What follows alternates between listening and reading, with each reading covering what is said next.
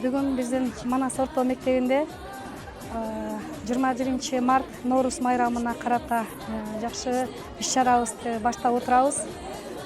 Ушул иш-чарабыз Кыргыз Республикасынын президентинин инсандар аралык адеп ахлакты тарбиялоо жана ошондой эле улуттук нарктык бекемдөө максатында программаларын ишке ашыруу максатында ушул иш-чарабызды өткөрүп жатабыз. Мына бүгүнкү иш-чарабызга өзүбүздүн эле 11-классыбыздын окуучулары жакшы демилге көтөрүшүп, ушу кийинки класстарга да үлгү болоюн деп тарбиялык максатта иш-чараны уюштуруп отурушат, өздөрү демилге көтөрүшүп. Ушу балдар, кыздарыбыздын бүгүнкү иш-чарасында ата-энелер, коноктор, биздин кесиптештерибиз жана мектептин окуучулары жалпы катышып жатышат.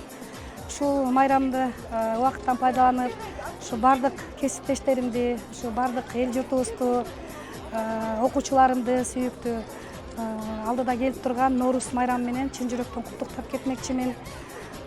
Келечектери дайыма кең болсун, жолдору дайыма ачык болсун. Ушу алдыда турган ЖРТ тестинде дагы жакшы жетишкендиктерге жетишип, келечекте бир жакшы мыкты инсан кыздардан болушуна мен аябай тилектешмин.